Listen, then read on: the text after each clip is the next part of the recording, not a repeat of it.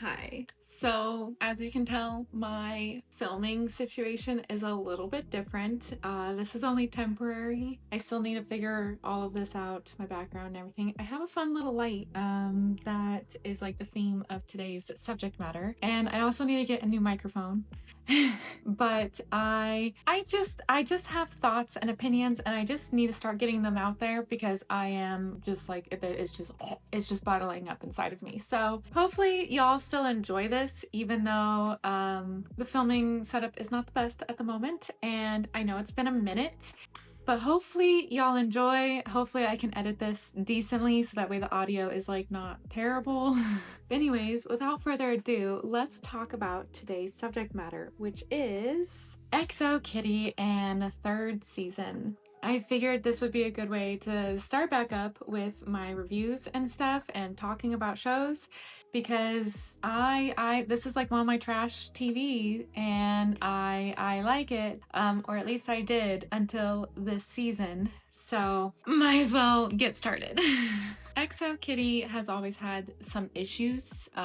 Season 1 had quite a few problems, and season 2 also had quite a few problems. I have videos on both of those if you'd like to see them, but it was still like a fun little dumb show with romance, and I don't know, that was my favorite part of it. And so I was very excited with the way that season 2 ended, of how season 3 would pan out. And so season 3 of XO Kitty launched a couple of weeks ago, and immediately I watched it, but unlike previous seasons, I found myself a little bit more frustrated than before. And so I want to talk about it. I will admit I haven't rewatched the season since I first saw it, simply because I was just really disappointed with how it started out and with how the story went and everything, and I just haven't really been able to find the energy or the time to take to rewatch it. So this is kind of going off of first impression and all of that. So let's start off with the things that I did like. Anna Cathcart was, as per usual, and honestly really the whole cast did really well with their acting. They were believable and rich in their characters, they were charismatic, and made the moments on screen fun, even during the frustrating parts. The show, as per usual, is also very pretty to look at. It's still a bit too polished and bright, as it is a Netflix show, but I appreciate when these shows have color and dimension.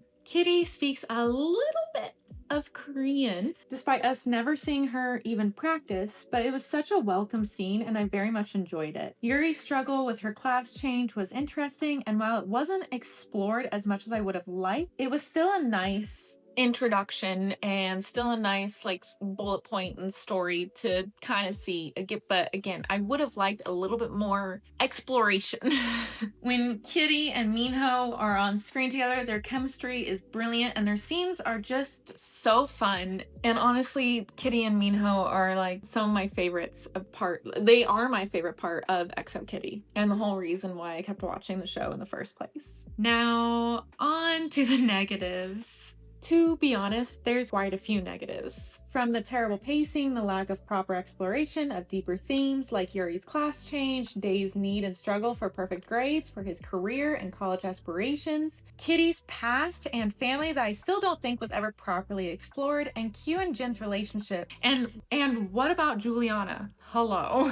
Finn and Kitty's family member, and just a deeper meaning of the characters. But honestly, you know what pissed me off? So for the last 2 seasons, Kitty and Minho have been circling each other, correct? And last season, we end on a cliffhanger of them possibly getting together, fucking finally. Then we immediately start with that cliffhanger and Kitty backing out. Then Minho leaves, and voila, an episode of them not together, and we find out that Laura Jean and Peter are not together, which I know that the movies, I didn't watch the other movies, I just watched the first one, but the fact that I know that like they broke up and got together repeatedly, but it's just so annoying that Laura Jean's like only guest appearance in the show is them not being together, and I just kind of didn't see the point in it. It was honestly very frustrating and kind of disheartening a little bit. Then Minho and Kitty do get together, and then suddenly there is an unnecessary plot that maybe Minho got someone pregnant. But wait, no, it's Dae's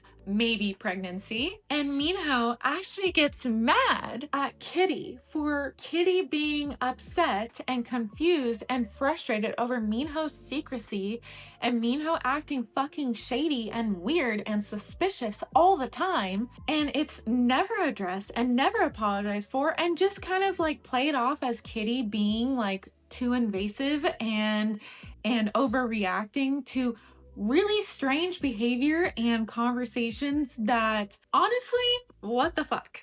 The drama is unnecessary and adds an unnecessary roadblock, and it's just incredibly annoying. It feels useless and like a plot point instead of something the characters would actually do. And I was just so disappointed by the random unnecessary drama. Like, it just didn't need to happen. It just seemed like the show really wanted to thrive on the maybe of Kitty and Minho getting together and them being together for the third season. They didn't know how to deal with a couple with them being together and any of the trials and tribulations that could have come with just them being together, and instead they just threw in a weird fucking pregnancy scare that could have been solved by a little bit of communication, a little bit of anything. And it lasted for so long for absolutely no reason. And again, Kitty was treated as if and portrayed as if she was the crazy one, when really, honestly, she was being really valid in her concerns and in the frustrations. And honestly, just that alone and how long it lasted and everything that happened, even though there were several good points and several things I did like about the show, I couldn't get past the initial frustration that started happening in episode fucking 2. I know this wasn't like a super deep dive or anything, and maybe I can do a super deep dive at a later point, but this is my initial review of XO Kitty, and I just wanted to get it out there and just say like how I felt and get back into filming and all of that. I do have another video planned, and it is going to be much deeper of a dive and much more of what my usual content is.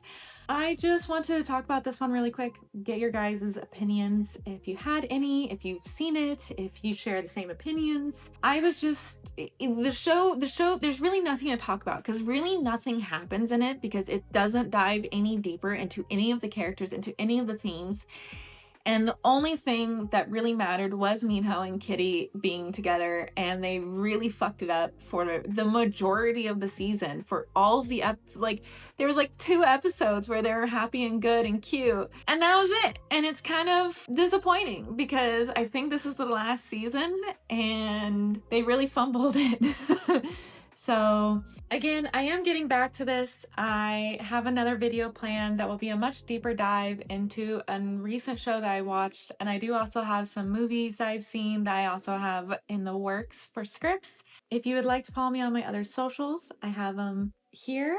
If you liked this video, please leave a thumbs up, and if you want to see future videos or see more content of mine, or just stick around to see that I definitely do have better videos than this one of not just me being upset about a relationship on a kind of crappy Netflix show, please subscribe. But again, I am getting back to this, and I will see y'all next time. Bye.